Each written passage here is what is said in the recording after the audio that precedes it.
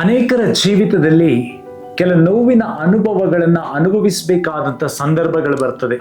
ಕೆಲ ನೋವಿನ ತಗ್ಗುಗಳನ್ನ, ಕಣ್ಣೀರಿನ ತಗ್ಗುಗಳನ್ನ ಹಾದು ಹೋಗ್ಬೇಕಾದಂಥ ಸಂದರ್ಭಗಳು ಬರ್ತದೆ. ಆದರೆ ಆ ಸಮಯದಲ್ಲಿ ಅನೇಕರು ಕುಗ್ಗೋಗ್ತಾರೆ, ಒಡೆಯಲ್ಪಟ್ಬಿಡ್ತಾರೆ, ಕೆಲ ತಪ್ಪಾದ ತೀರ್ಮಾನಗಳನ್ನ ತೆಗೆದುಕೊಂಡು ಬಿಡ್ತಾರೆ. ಆದರೆ ಪ್ರೀತಿಯುಳ್ಳ ದೈವ ಜನಗಳೇ, ಚೆನ್ನಾಗಿ ಗಮನಿಸಿ, ಇವತ್ತಿನ ನಿನ್ನ ನೋವಿನ ಸಂದರ್ಭ ನಿನ್ನ ಭವಿಷ್ಯವನ್ನ ತೀರ್ಮಾನಿಸೋದಿಲ್ಲ. ಇವತ್ತು ನಿನ್ನ ಜೀವಿತದಲ್ಲಿ ಇರ್ತಕ್ಕಂಥ ಈ ನೋವಿನ ಅಧ್ಯಾಯ ನಿನ್ನ ಭವಿಷ್ಯದ ಅಧ್ಯಾಯವನ್ನ ಬರೆಯೋದಿಲ್ಲ. ಅದರಿಂದ ಚೆನ್ನಾಗಿ ಗಮನಿಸಿ, ಈ ರಾತ್ರಿ ಖಂಡಿತವಾಗಿ ಬೆಳಕಾಗ್ತದೆ.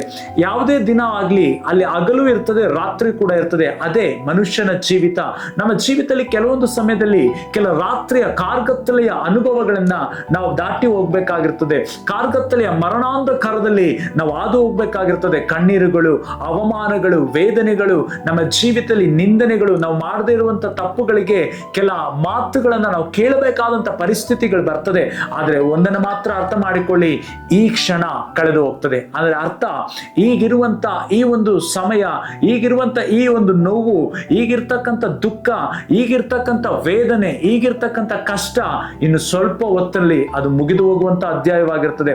ಪ್ರತಿಯೊಂದು ಪೇಜ್ಗೂ ಅಥವಾ ಪ್ರತಿಯೊಂದು ಪುಸ್ತಕಕ್ಕೂ ಒಂದು ಅಂತ್ಯ ಅನ್ನತಕ್ಕಂಥದ್ದು ಖಂಡಿತವಾಗಿರ್ತದೆ, ಒಂದು ಸಮಾಪ್ತಿ ಅನ್ನತಕ್ಕಂಥದ್ದು ಖಂಡಿತವಾಗಿರ್ತದೆ.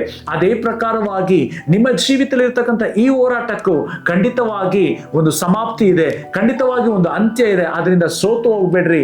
ಈ ನೋವಿನ ಅಧ್ಯಾಯ, ಈ ನೋವಿನ ಸಂದರ್ಭ ನಿನ್ನ ಭವಿಷ್ಯವನ್ನ ನಿರ್ಧರಿಸೋದಿಲ್ಲ. ಈ ರಾತ್ರಿ ನಿನ್ನ ಬೆಳಕಿನ ಅಥವಾ ನಿನ್ನ ಹಗಲಿನ ಜೀವಿತವನ್ನ ನಿರ್ಧರಿಸೋದಿಲ್ಲ.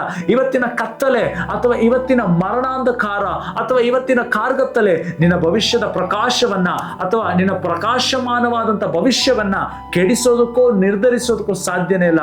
ಯೇಸು ನಿನಗೆ ಭವಿಷ್ಯ ಅಥವಾ ಯೇಸು ನಿನಗೆ ಪ್ರಕಾಶಮಾನವಾದಂತ ಭವಿಷ್ಯವಾಗಿದ್ದಾರೆ. ಅದರಿಂದ ಪ್ರೀತಿಯುಳ್ಳ ದೈವ ಜನಗಳೇ, ಸಂತೋಷವಾಗಿರಿ. ಖಂಡಿತವಾಗಿ ಕರ್ತನು ನಿನಗಾಗಿ ಯುದ್ಧ ಮಾಡುವಂತವನಾಗಿದ್ದಾರೆ. ದೇವರು ನಿಮ್ಮನ್ನು ಆಶೀರ್ವದಿಸಲಿ.